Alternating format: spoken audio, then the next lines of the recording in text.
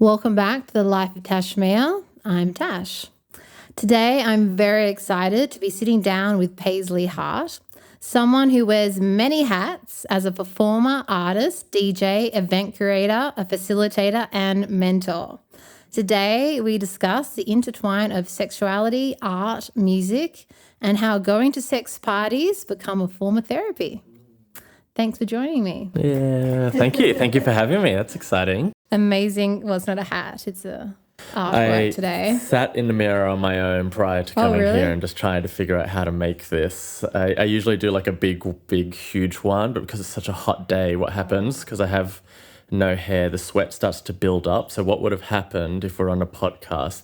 All of a sudden a little like waterfall would have came down my face of sweat. So I tried to avoid doing that. So today's just a mohawk. Oh, I love it. Love it.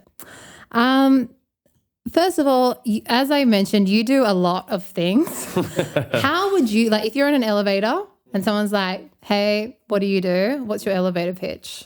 I am a party curator, sex positive influencer, and all-round artist that is constantly seeking the edge, the taboo, and meeting new versions of myself through just expression and curation. Love that.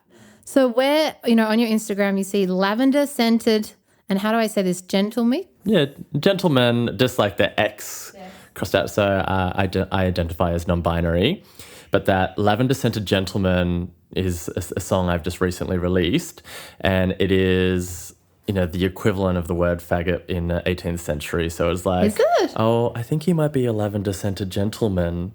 And so it was for the men, but as like a non-binary person, the X is like to try and like take out the idea of what a man is. Yeah. Oh, I love that. I didn't know that.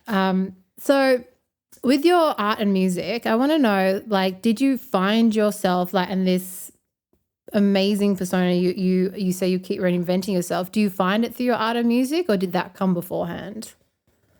The music is extremely new. Art, been around for a long time, and I think like I consider myself maybe more of an improv artist, and from putting myself into a lot of improvised situations, stages, public performances, tours. I've been plugged into VR sets and being played through other people around Australia, like just all these different experiences where I sort of have allowed myself to surrender what my identity is, like who Paisley Heart is, and go onto a stage and discover a new version of myself. A bit like the David Bowie, how he would go on stage and then just like, Ziggy is dead now. I am now this person, and just like constantly killing off characters of himself. And it would be new music, like definitely. I didn't know he did that until much later when someone referenced it to me, and then I like studied the hell out of it. And I'm like, oh my God, I feel like I resonate with that ability just to be someone until that person's dead. All right, new me, who dis? Love it. What are some pivotal moments that like led you to being like wanting to reinvent yourself, like the self-expression, like your sexuality, like was there any pivotal moments like growing up or later on that really made you feel this way? There's countless, I would say countless. Like I'm definitely deeply in the transformation world, love personal development, have been on a lot of like transformational retreats, done a lot of rites of passage, and put myself into experiences that just need you to crack open and be someone else, or deepen into a newer version of yourself. I would say like maybe one of the more pivotal moments would be or the earliest one. When I was young, I grew up in a place called Jervis Bay, which is like 3 hours south of here. It's very like surf, rural bush town where the men become tradies and the women's become hairdressers and work at Woolworths or whatever, or like work on the front desk. And I was like super excited about being a plumber. I wanted to do that, and that was like my idea. And I wanted like a VL Commodore and be able to like drive around with a good sound system and be one of the boys. That was like my aspiration. And then when I was 16, a series of events happened where I ended up out of home. Like my parents split up. My dad was quite abusive. I had told my mom that my dad had been cheating on her and like that he was very open with me about it in a very like gross way. Would be like, hey, I hope I didn't keep you up all night. Don't tell mom. Even at that age I knew, gross. So when I had told mum, my dad was someone that was like physically abusive, and that was like a precipice of things. Like I knew I was going to have to take a serious beating if I was going to stay home. Stayed with my mum, and unfortunately my mum didn't have a lot of self-confidence, and pretty much her life was based around my dad. Like didn't really have any other purpose outside of like serving the family narrative. And eventually she wanted to go back to him and knew she couldn't go back with me because I would cop a beating. One day walking home from school, I had got home and I instantly, as I walked into the home that me and my mum were staying at, knew something was wrong. Looked around, found like broken bottles of alcohol, a broken bong, like a ceiling fan that was no longer hanging from the ceiling. And I found her in a bathtub full of blood. She had tried to kill herself. And her words was, I just want your dad. So I went and called my sister, ambulance, blah, collected my mum. And I went and lived in a holiday home and raised myself from 16 onwards. And that changed the narrative of like this tradie, VL Commodore, sick life was all of a sudden like I had to figure out how I'm going to make money. Centrelink wouldn't give me money because to have out-of-home allowance, you need your parents to sign off on it. And I started to sell drugs and throw house parties at this holiday house that I was squatting in to bring the customers to me, and like had a friend that would DJ and sort of like got involved in this party world, this alternative world, and discovered myself through, whatever clothes I could make for myself. Because when I had moved out of home, all I was allowed to keep was the pair of shorts I was wearing. And it turned me into a crafty, business-minded person. Like at school, I would sell burnt CDs. Out of school, I would sell drugs. I started making fake IDs so we could go out partying, and then I would have more places to sell drugs and more clientele, and just led me on this like path of like, okay, I'll have no family that I have to follow the rules of. I don't have to go to school anymore, but I do have to figure out how to make a living. First, I did try and call every plumber, whatever. No one wanted me. So that's where I ended up on this very alternative life.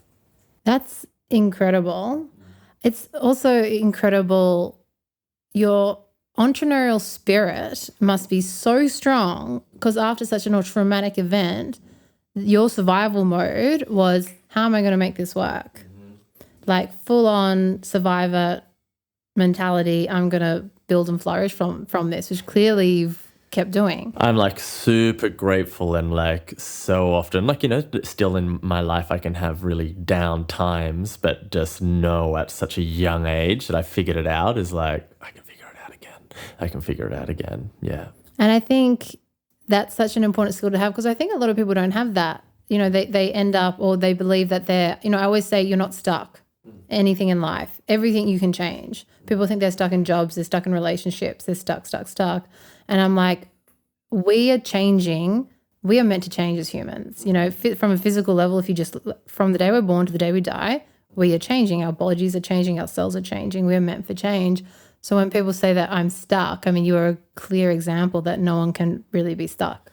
Yeah, again, I don't wish it upon anyone, but also like I just know from like absolute turmoil, if you make it through, so much change can happen. Like any pop star, superstar person in the world like that does something quite powerful, they don't have a story of like, oh, I just, white picket fence, everything was great, and that's how I ended up here. No one makes perfect, not perfect art, but like incredible, moving, soul-shaking art from a perfect life, you know? So through a rite of passage gives opportunity to really peel the layers and the masks and the like stories that have been projected onto us to be like, well, now that I'm free of that, now what? That's why like people that have near-death experiences be like, oh fuck, now I want to have this epic bucket list of all the things I thought I would never do. All right, I'm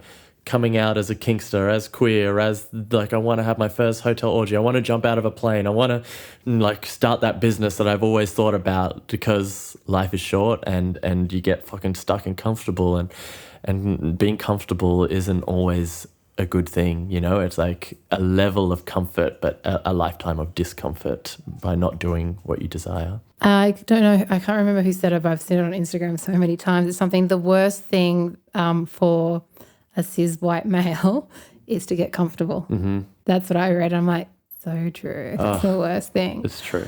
I'm interested because I think, you know, your story could have gone a different direction, obviously. Was there something inside of you, or was there a mindset or a mindfulness around what you were doing back then? Like, it almost seems like you were manifesting your future.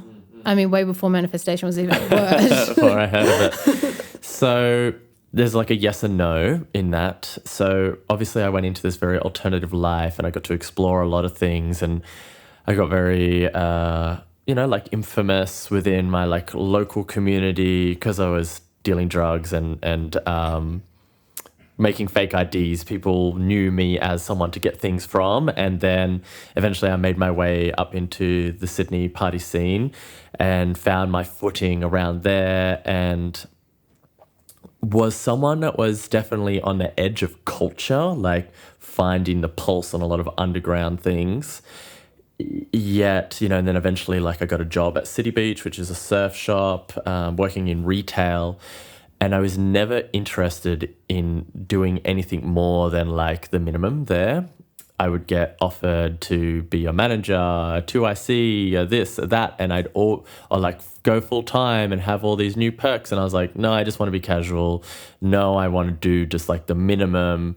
And eventually, when I was 21, for my 21st birthday, I did a lot of drugs and partied a lot. At 21st birthday, I went to a place that still exists now called Massive, but it was in its very early stages, a hardstyle rave club. And at the cloakroom, I was very much in my era of psychedelics. And I went to the cloakroom, dropped off my jacket. I'm a Cancerian, so my birthday is in the middle of winter. And the cloakroom person was like, hey, I'm selling acid. Would you like? And yeah, cool. Took it, and like as I was coming up, experience that I'd had on pills before is when the like chemicals are hitting you so hard. You're not overdosing, but your body needs to purge, spew. But when I came up on this acid, I needed to spew, ran to the bathroom, spewed into the toilet. I'm giving you a very long-winded version of it. I had this very fucking psychedelic moment, and then essentially like my reality went into glitches, as like when you have a blackout moment. There's this moment spewing, like everything was talking to me, sort of what can happen on psychedelics, but like my shirt was talking to me, the music was talking to me, the bar was talking to me. Glitch out, come out. I'm at a hotel of a friend that's also similar birthday. He falls off the balcony from the 10th story, hits the 9th rail, hits the 7th rail, lands on the platform of the 6th, lives, lots of broken bones. Next moment, glitch out. I'm at my house having sex with this woman that I used to hook up with here and there. Like, when I say sex, it wasn't. It was like I was a big, gooey, lubricated, gross monster that I was very confronted of.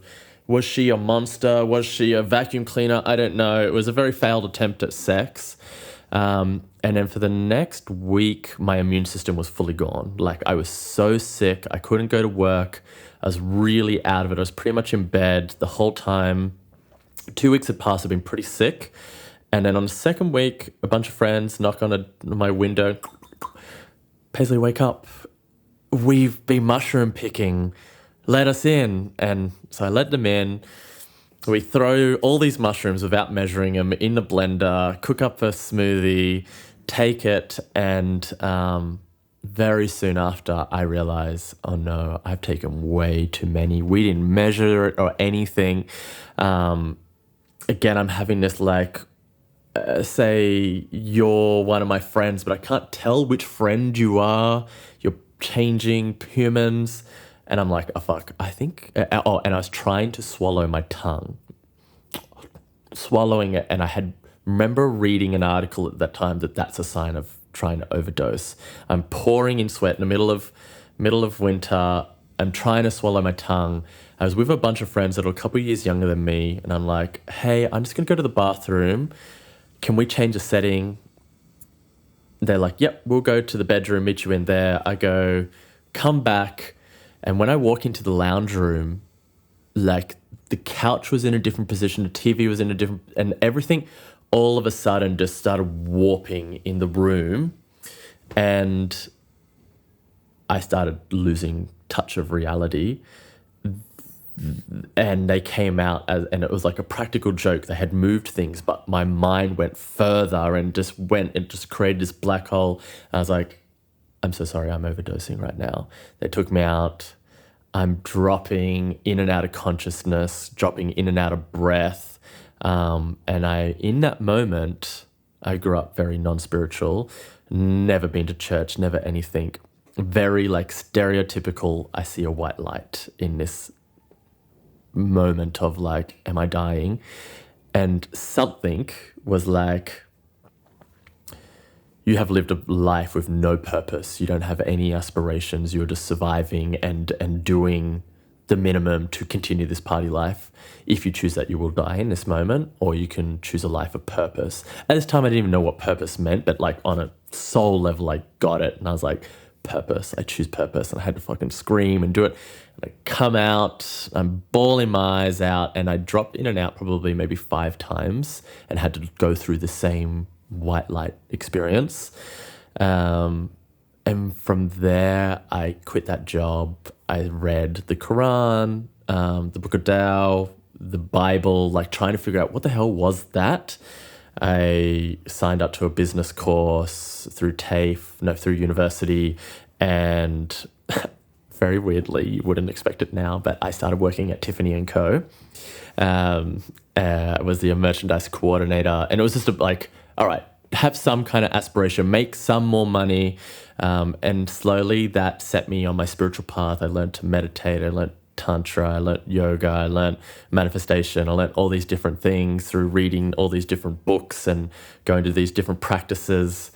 And that's when things started to become more purposeful. And, you know, I started a blog, and then I started events, and then I started a record label, and all these things started to evolve. And for the longest time prior to that, I was very much like a workhorse to the point of like terror, because I was scared that something was following me, like a very archetypal idea of like the Grim Reaper. If there was any part, if I started drinking, partying, losing sense of purpose, that I was going to die again. And that probably lasted for another 3-4 years. I didn't do drugs, I didn't drink, I didn't do anything because I was scared, and all I did was just fucking chase life and like get the most out of it. It's slowed down now. But yeah, it wasn't at that first 16 moment all in light. It set me into the alternative world, but it was done with a lot of like, I didn't know how to process this trauma that I had. I didn't have any access to mentorship, no elders around me, no mentors, no spirituality, no guidance, no school, no nothing. So I was off on a dark path, but that also came with a lot of learning. Yeah.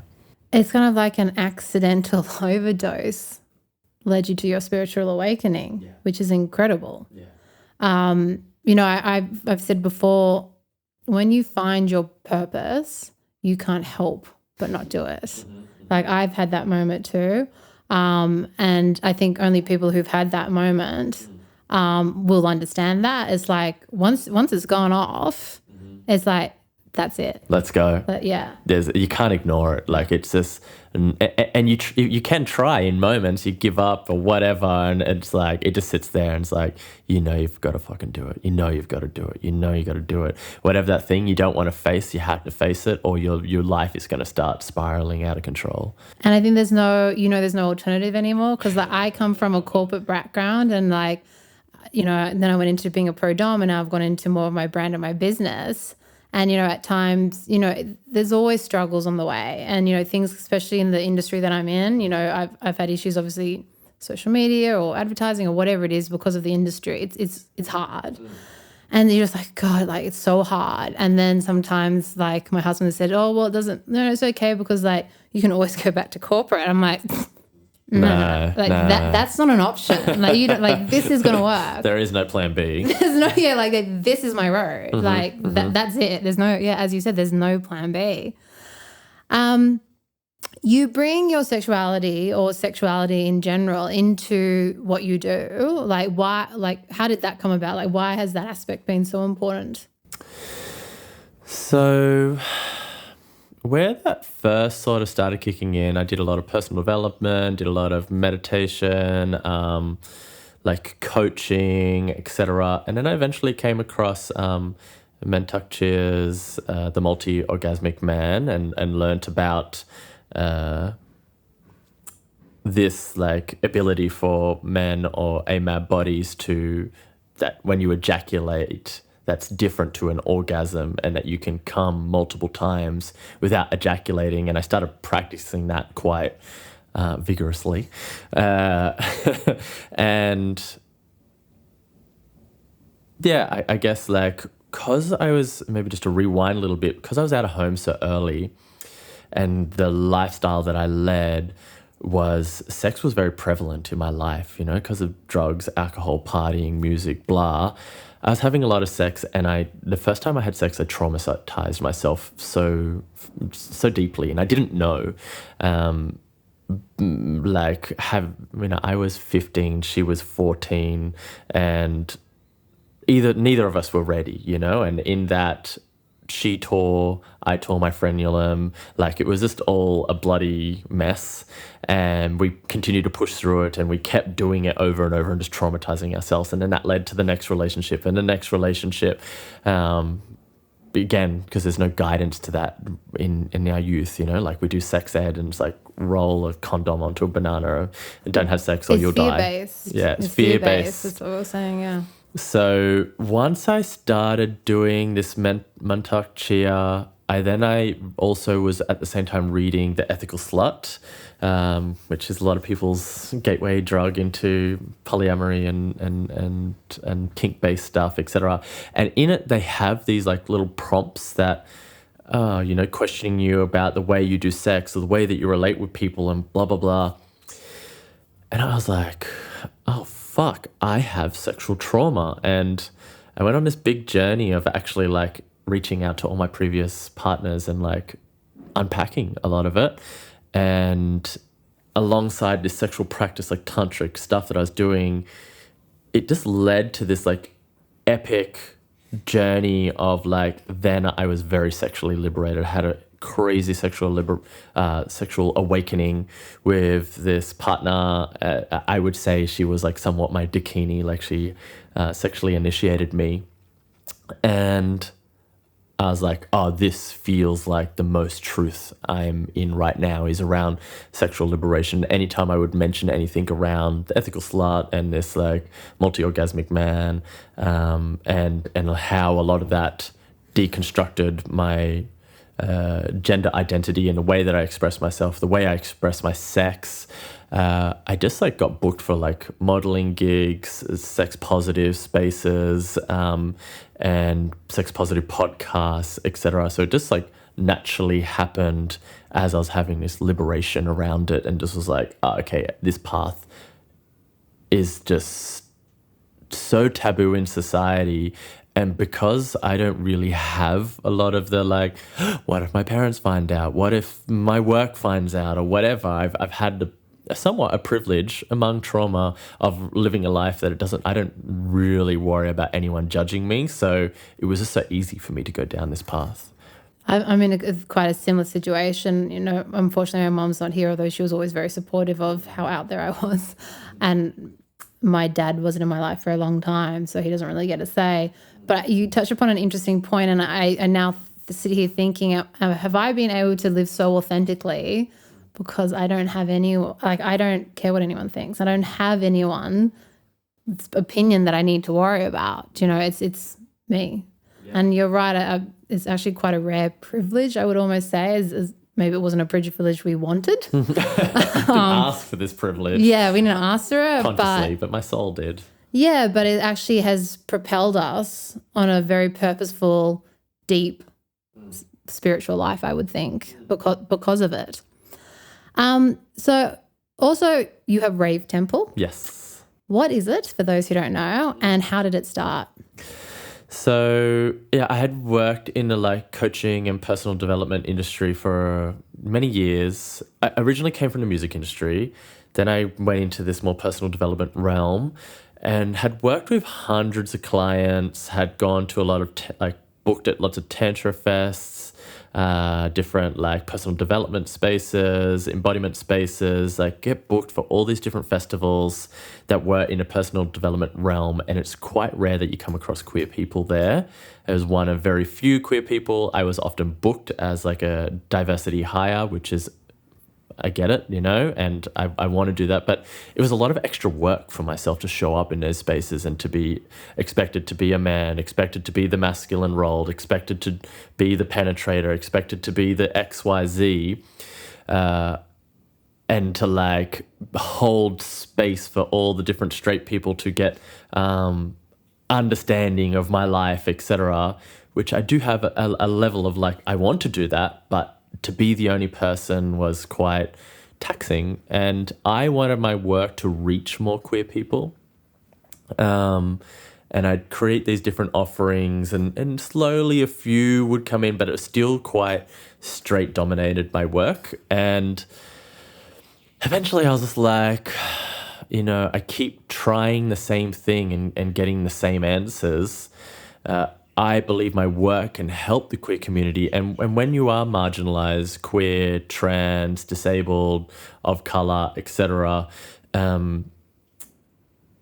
it's a lot more work to do, you know. It's just true that cis, straight men, you know, are the one that have the least worries. And then women, etc., and we go down the privilege hierarchy, is that for a queer person, it's a lot harder to show up to therapeutic spaces because there's a lot more baggage to work with. So to get there is hard enough. So I questioned, where are all the queer people? And I was like, well, they're at the raves, they're at the parties. I'm going to take my tools there. So I learnt to DJ, and then I created an event called Rave Temple, which would have ritual elements to it and therapeutic elements, where it starts off with like sound, breath, touch, movement, shares about intentions, and like this philosophy of like there's devotion on the dance floor, and the moments where we can meet God by partying, when we're high, when we're on drugs, when we're loose, when we're connecting with people, that like life force starts to happen on a dance floor, and we can do that with intention. And there's moments where we can gaslight ourselves out of a spiritual moment because we were on drugs, or because we don't talk about it before and after with the people that we party with. So I started creating intentional parties that are similar to like an ecstatic dance, but while I'm DJing and playing, like I start at very low BPMs and then sort of make my way out to like hard techno moments and like blow people open, but then bring them back down into sound, breath, touch, movement. And at the start and end, we do a bit of a check-in, like, what was your intention? What did you want to release? What did you want to receive? How did that happen over these X amount of hours? And it started drawing in more queer community and them getting to discover themselves and like any part of what partying could be, or sex. So my parties were sex and drug positive, which again, like in most therapeutic spaces or transformational spaces, they're not allowed with good reason. But some people need that crutch to lean on to be able to find that part of themselves. So I wanted to create a space that could be the happy medium. And that slowly evolved. And then I started to like, okay, where else are the queers? They're in the sauna spaces, like the sex on premise sauna space. Okay, I'm going to do that next, you know? And I just started moving into different festivals across Australia and across Europe and bringing this philosophy of Rave Temple, the rave part and the temple spiritual, and where do they intersect and how can I connect with my community and give all these incredible tools that I've learnt over the years to people that maybe don't feel ready to go to a more straight, transformative space. What's interesting in listening to you talk about this is I'm thinking everything you've done, like even when you moved out of home and you were selling the drugs, and you're always searching for a sense of connection and community, and you're very good at understanding that and finding it. Like it seems to be a theme in like everything you've done. Also, you know, you're talking about, I mean, I've always said that the best DJs take you on a journey. Not many can do it. And when you go on it with them, oh my God, it's another level. But it's also, that reminds me of like how I describe like a BDSM scene. When I'm teaching how to someone to create a scene, I'm like, it's a story. Yes. There's a beginning, there's a crescendo, there's a climax, and then you got to come back down. Mm-hmm. And so that's really interesting. And I always start with, you know, I go through many things before a scene, but one thing is, what is your intent? Yeah. Intent is everything. Yes. Like I say that in life. Intent is everything. Yes. And it's about where do you want to go today?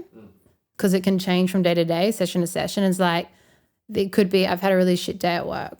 I just want to like tune out, release, forget about it. You know, everyone's intention is different. And so it's really interesting how you did that with the rave space. Also, you know, I love that you talked about combining like the sex positive, drug positive with the spiritual, because I find a lot of the time it's separate. It's like if you want to be spiritual, you've got to say goodbye to the sex and the drugs. And I'm someone, look, I went through some not very good like drug use days, and there's one end of the extreme, which we all know is not the way. There is a healthy way to use it and to utilize it and to use to open your mind. And I'm someone also, these days I'm more in probably psychedelics, sometimes some other things, but it's not something I've actually encountered very frequently. Like, is that something that you also saw, that they were kind of like being separated? Yeah, and like I did it myself as well. Like when I first started getting into spirituality, I polarized all the way to the other side because of my history in partying was so disembodied. So I went all that way, and then as I was in that way, and I was casting that shadow of judgment on people that were still partying, then I started to see it mirrored in everyone else, and I'm like, but wait, you know, like that's not okay. And same with my queerness. As I was coming into my queerness, I was like, oh, I don't know. I just don't resonate with the queer community because everyone's just partying and disembodied and blah, blah, blah, blah, blah. All these stories that I had made up, but they just weren't true, you know, and I had to face that. And eventually I had to find my way back and find a healthy version of that where I was actually, you know, there was a moment where I was very disembodied and had an unhealthy relationship with partying. And then there was also a moment where I had a very unhealthy relationship with spirituality, that I was up on my high horse and judging everyone. And it was ugly, you know, and there was lessons in both sides, and I needed to do both sides and polarize in both of them. But I try and live a life where, you know, as someone that identifies as non-binary, it's not just my gender. I try and do that in my politics, in my emotions, in my relationships, in my ideals, in my spirituality, where it's like, yes, I can explore both poles of the polarity or the binary, but what happens when I collapse them both? Yeah, it's interesting. I had the same kind of thing because I had a period of my life where I was abusing drugs very in the wrong way. Afterwards, when I kind of like got clean, I was so scared about using because I'm like, am I going to fall back into what I, you know, 5 days a week? Well, you know, like my life was not in a good place. And, you know, it was really like one of my therapists who really said, like, you were never an addict. You were like self-medicating for starters. So understanding how I was using. She's like, you're not going to fall back into that. Like, I really need the support of someone to reinforce. I was so scared, like, of falling back into that. And now then you've got to kind of find, you're right, you kind of find your way back to your healthy equilibrium that works for you, because you're right. And I see this with so many people, drugs can, it gets down that prefrontal cortex. It opens people's mind, and there is so much learning and wisdom that can be unlocked in that. And, I was talking before with someone about, if our body experiences things in multiple ways, we're more likely to believe it. And I think sometimes drugs can be the gateway to make you experience it. So I believe it's similar to the BDSM scene where drugs, if you take MDMA, your heart just blows open and all your stories and your insecurities, etc., they're gone and you're just in a state of love.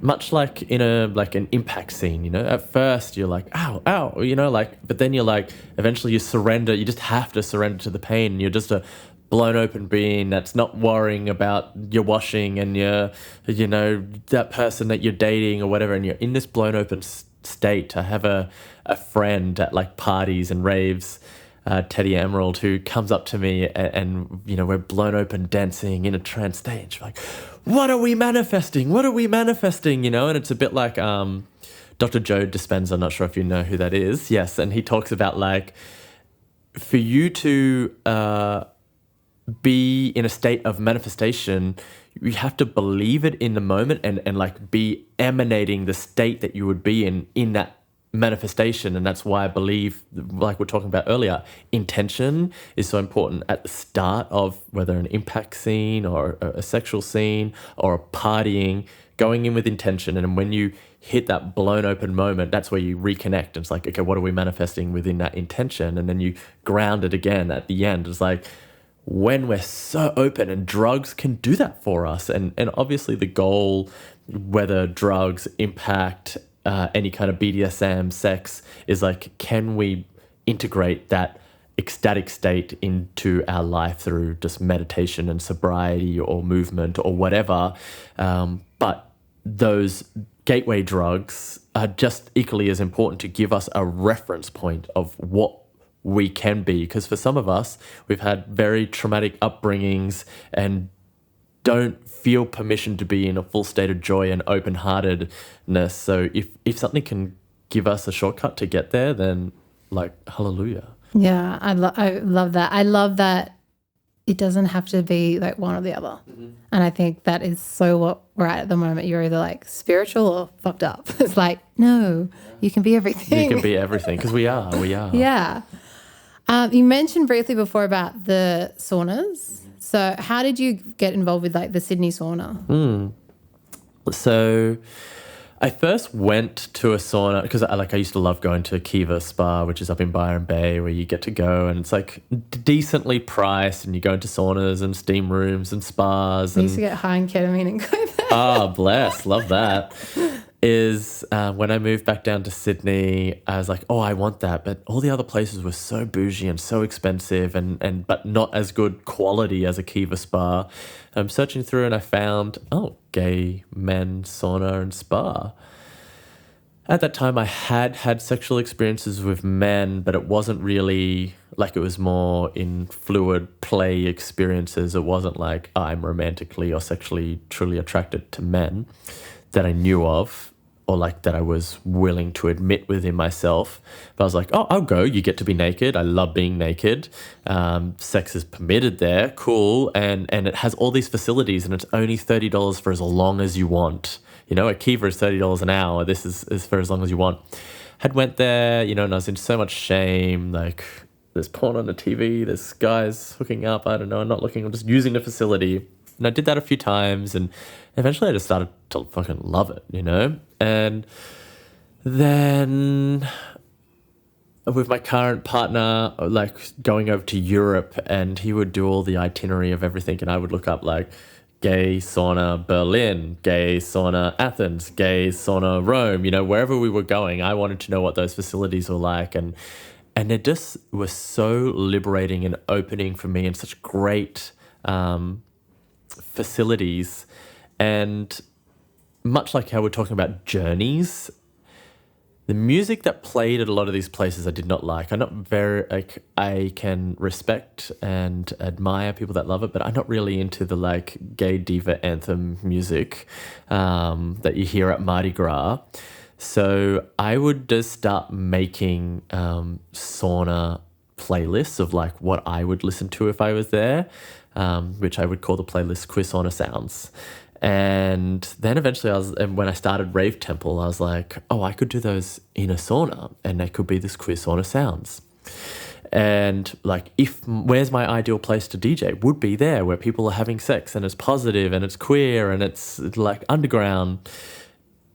So eventually just reached out to the different saunas across Sydney and Melbourne and went and talked to all of them. And I didn't want to do the gay cis man thing. Like, it's tried and done. I was like, I want to bring all the queer community into these spaces. It's time. And it was leading into Mardi Gras last year. And I was like, look, let's do it. And I chat to a few of them, and Sydney Sauna was the one that felt most aligned to the values that I wanted to do. And we did it, and in all the years running a record label, doing the personal development stuff, running retreats, etc., it took a lot of marketing to sell out my programs and do the things. This was the first time where I put it out and people were like, yes, sold, I want it, I want to be there, filled up.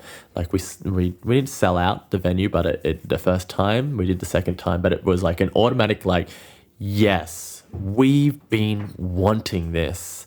And it just became in collab, like it's our event, it's a Rave Temple event, Queer Sauna Sounds, but in collaboration with Sydney Sauna, like evolving the culture.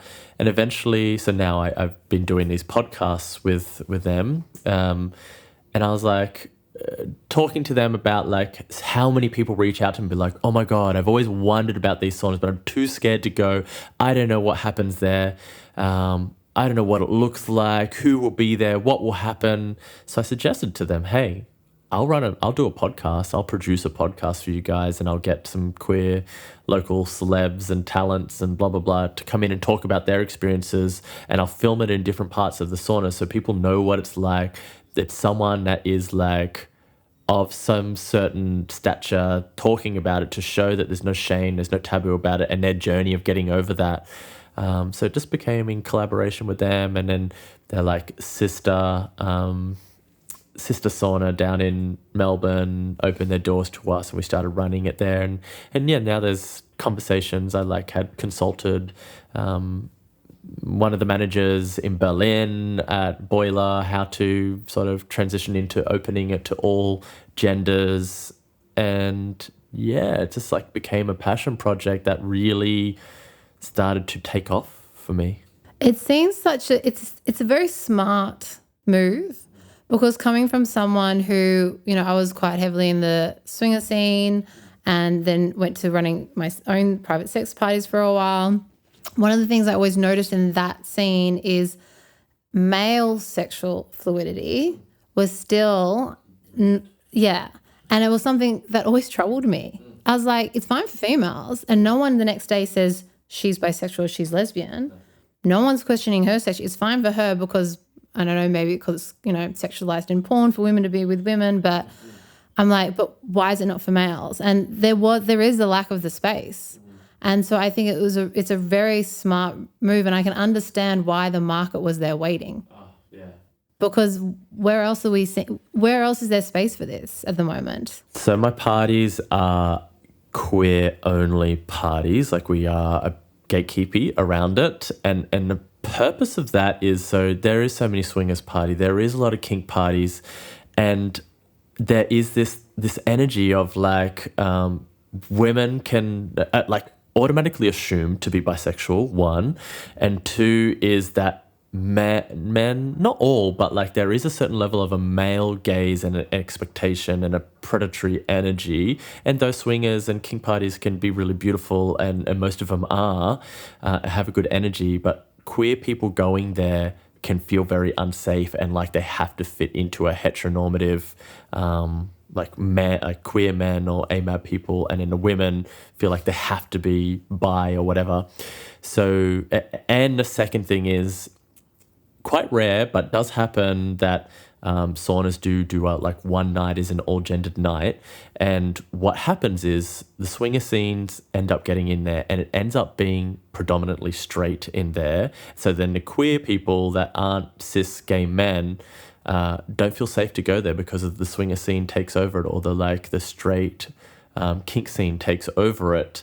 So that's why we made our thing like predominantly at like, sorry, there's a million other parties you can go to. This one isn't for you. And a lot of queer and trans folk have like sung praises beyond for us to do that, because they actually feel safe to explore their sexuality and their bodies and not be worried about like if a trans woman has a dick, that it's not going to be like some deep confusion for some cis straight man that is sexually liberated but will cast judgment on that they can just be like, cool, no one is here to judge. I can discover this part of my body as well, with permission and with safety.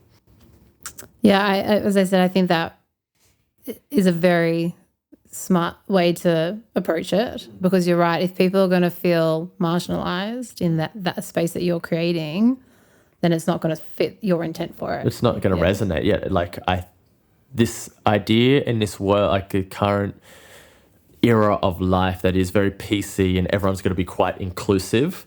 I think sometimes being more exclusive and more gatekeepy is the most inclusive and caring thing you can do, is because if you create a space and you say it is welcome to certain people, but your values and your customers and the ethos of the space actually isn't caretaking to those people, it is quite damaging to them. So by gatekeeping and like, no, this actually is just a straight party. No, this is actually just a kink party. No, this is actually just a queer party, whatever.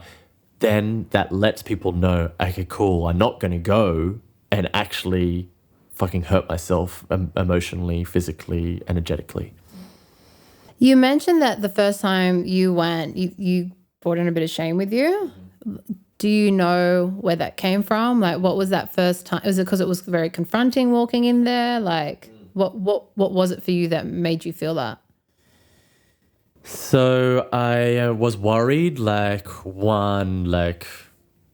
what if someone sees me here? The judgment, like, what if I run into someone I know? Like, I don't identify as gay or queer at this current time. I think I was like more heteroflexible at that time, was where I was comfortable.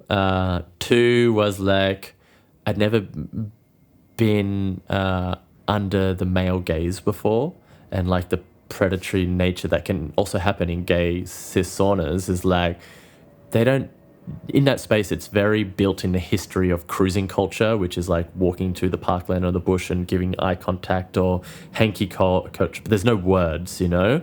So I was like, fuck, you know, at the door I asked, hey, what do I do if I don't want to have sex? And they're like, just don't make eye contact with anyone. So that's what I did. I just looked down at all times. And like, the shame was like, both like, I'm scared something, like someone's going to crack onto me and I don't know how to do it. And also the shame of like, I'm actually quite turned on by being here and I don't know how to express it because I'm not really ready to do anything. What if someone touches me because I haven't really done this with men and just come straight away and all of that? Or like, what if I don't get hard at all and I don't know how to, you know, like all the stories of like who I was as Paisley and what this meant for my sexuality for being there. There's like porn right next to the spa and that's turning me on and I'm erect and like giving erotic energy, but I'm also trying to avoid everyone because I don't really want to have an experience, but I'm like all this confusion of like, I feel guilty, I feel shame, I feel judged, I feel this was just all, but what it also was at the same time was I was in a space where I gave myself permission just to feel it. So then each time I came, I was like, oh, that's toned down a little bit. I do have a little more permission to, okay, sometimes I might let someone touch my leg. Okay, this time I might let someone touch my cock. Maybe I will touch a cock this time, you know, and I had time to just breathe. And because I'm in a spa, in a sauna, and I'm in these really relaxed spaces, I'm just using these therapeutic tools. I know, okay, I am feeling shame. Just feel it. Just let it run its course. Let it run its course. And it wasn't mine. It was a societal shame of like, gay men are dirty, old gay men are dirty, going to a sex on premise place is taboo and blah, blah, blah, blah, blah. I just had to feel it. Yeah.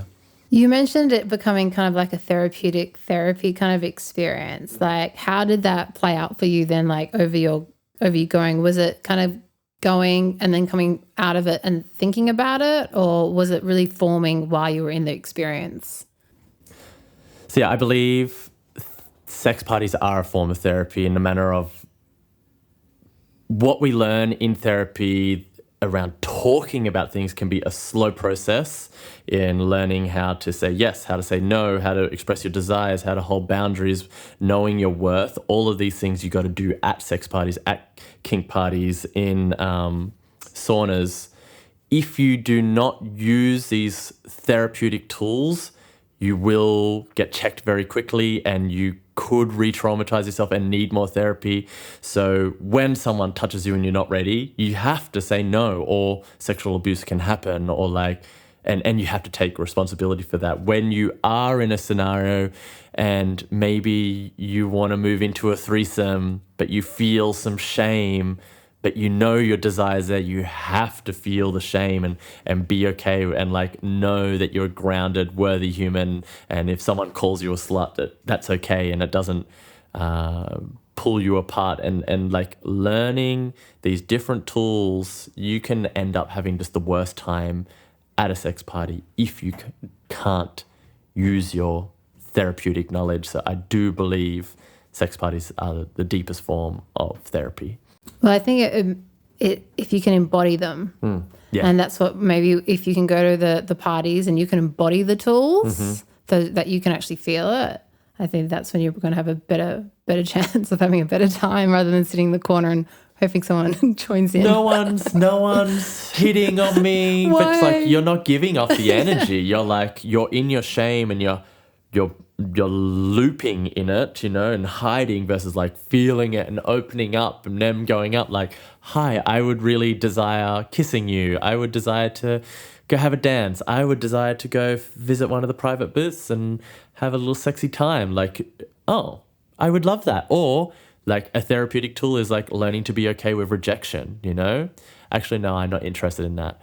Whew, okay, it's a no. Doesn't mean I'm ugly. Doesn't mean I'm a bad person. It just means whatever it means to them. I wasn't their type. They've just had a sexual experience and they're not there right now. They're in their own shame portal and not ready. Like that you can face rejection, and that's a lot of what therapy is about. It's not personal. Drop into your self-worth. Yeah. Definitely. Well, thank you so much for coming and talking with us.